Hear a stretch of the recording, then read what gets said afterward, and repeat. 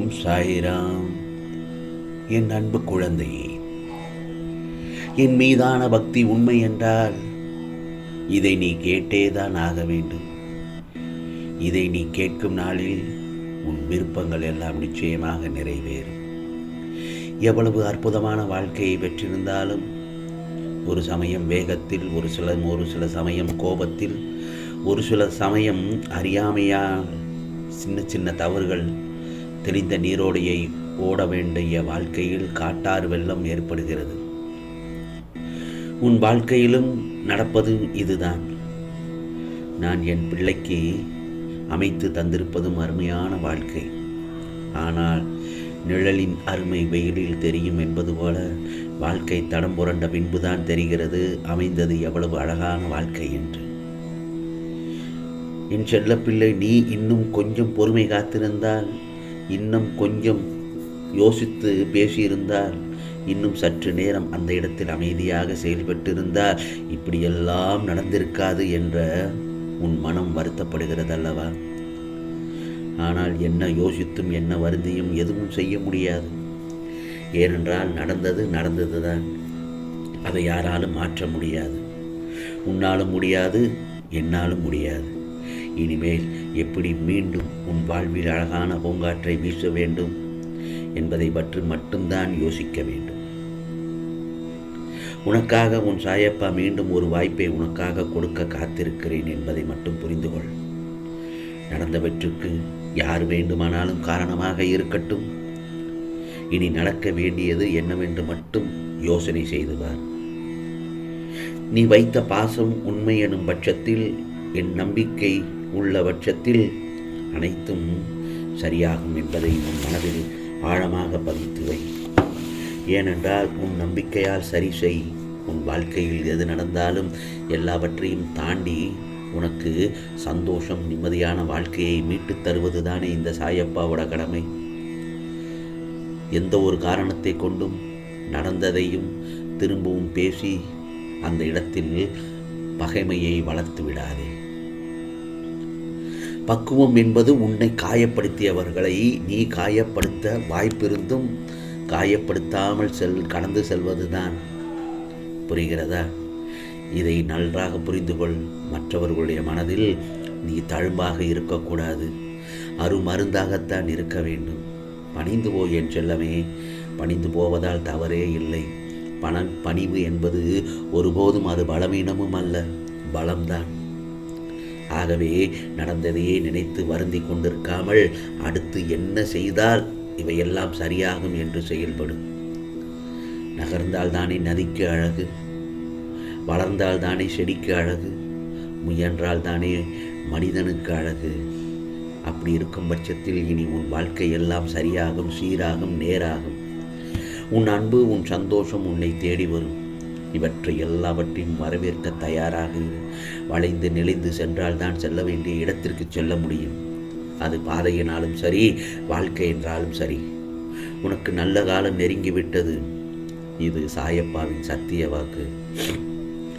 சில நேரங்களில், சில இடங்களில் தேவை முடிந்தவுடன் விலகும் நண்பர்கள், இவர்கள் எல்லாம் சுற்றி இருந்தால் உறவாடும் சொந்தங்கள், பணம் இருந்தால் பாசம் காட்டும் பந்தங்கள், இவர்களோடு நீ வாழ்வதை விட இருப்பதை விட விலகி இருப்பதே மேல் என்று இப்பொழுது புலம்பிக் கொண்டிருந்தாய். மனமும் கண்ணாடியைப் போலத்தான் என் செல்லமே. உடையும் வரை யாரையும் காயப்படுத்துவதில்லை. நல்ல குணங்களோடு நான் இப்படித்தான் என்று தலை நிமிர்ந்து நிற்க பழகு. புரிந்து கொண்டவர்கள் புரிந்து வரட்டும், புரியாதவர்கள் விலகிச் சொல்லட்டும். கவலைப்படாதே. வாழ்க்கையை சொர்க்கமாவதும் நரகமாவதும் நம் எண்ணங்களை பொறுத்தே தான் அமைகிறது. அது மட்டும் நல்லா தெரிஞ்சுக்கோ. ஜெயிக்க நினைப்பவர்கள் தவிர்க்க வேண்டிய விஷயம் என்ன தெரியுமா? ஜெயிக்க நினைப்பவர்கள் தவிர்க்க வேண்டிய விஷயம் ஆசை, கோபம், தற்பெருமை, பொறாமை, கர்வம், அதீத சந்தோஷம். இவை அனைத்தும் உள்ளவர்களால் வாழ்க்கையை ஜெயிக்க முடியாது. ஆகவே நீ வாழ்க்கையில் கஷ்ட நஷ்டங்களில் இருந்து உன்னை விடுவிக்கப் போகிறேன் இந்த சாயப்பா. நீ இதுவரை என்னிடம் கண்ணீர் மல்க கேட்ட அனைத்தும் உனக்கு தரப்போகிறேன். கவலைப்படாதே. உன் வாழ்க்கையில் உன் கனவை நோக்கி, உன் லட்சியத்தை நோக்கி ஓடினால் மட்டுமே தான் உன்னால் ஜெயிக்க முடியும். என் வாழ்க்கையில் இப்படி நடந்துவிட்டதை என்ன செய்வது என்று ஓரமாக போய் உட்காராமல், தலையில் கை வைத்து உட்காராமல், எப்படி அடுத்த நிலைக்கு, அடுத்த கட்டத்துக்கு நம் வாழ்க்கையை கொண்டு செல்லலாம் என்று யோசி. மன உளைச்சலாலோ மனக்காயத்திலே இருக்கும்போது இந்த கேள்வியை கேட்க பழகி கொள்ள வேண்டும். அடுத்து என்ன செய்ய வேண்டும், அடுத்து நாம் எப்படி முன்னேற வேண்டும் என்றால், நீ வாழ்க்கையில் ஜெயிக்க வேண்டும் என்றால் நீதான் உனக்கான அடிகளை எடுத்து வைக்க வேண்டும். நீ வாழ்க்கையில் எந்த நிலைக்கு சென்றாலும் குறை சொல்பவர்கள் இருக்கத்தான் செய்வார்கள். நீ ஜெயிக்கக்கூடாது என்று நினைப்பவர்களும் இருப்பார்கள்.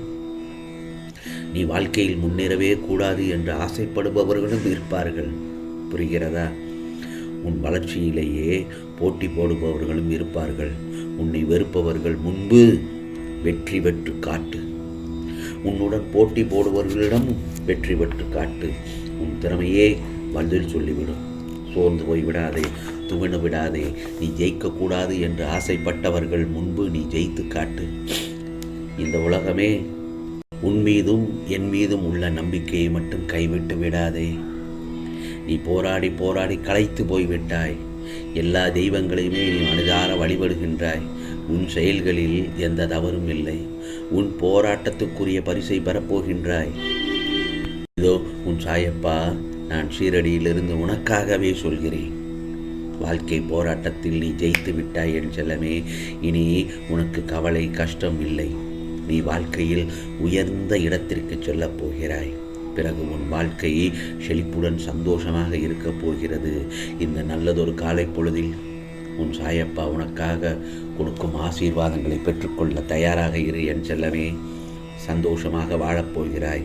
அந்த மாதிரியான சூழல் உனக்கு அமைந்து விட்டது, வந்துவிட்டது. இனி எல்லாமே உனக்கு தேடி வரும். நீ யாரையும் தேடிச் செல்ல வேண்டியதில்லை. செல்வங்கள், உறவுகள், மகிழ்ச்சி, சந்தோஷம் உனக்கே இந்த சாயப்பா பரிசாக தருகிறேன்.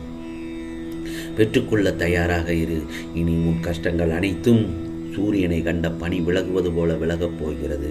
இனி உன் வாழ்க்கை கஷ்டம் என்ற பேச்சுக்கே இடமில்லை. இனி எல்லாம் இன்பமயம்தான். ஆம் செல்லமே, கவலைப்படாதே. மங்களகரமான நிகழ்ச்சி உன் இல்லத்தில் நடக்கப் போகிறது. நீ பட்ட வழிகள் எல்லாம் பஞ்சாக பறக்கப் போகிறது. இந்த சாயப்பா மீது நம்பிக்கை வைத்து உன்னால் முடியும் வரை அல்ல, உன் லட்சியத்தை தொடும் வரை நீ நல்லதையே நினைக்கும். உனக்கு எல்லாமே நல்லதாகத்தான் நடக்கும். ஆம் செல்லமே, உனக்கானது எல்லாம் நிச்சயமாக நல்லதே நடக்கும், நல்லதே நடக்கும். ஓம் சாய்ராம், ஓம் சாய்ராம். ராம்ஜி அருள் கிடைக்கட்டும்.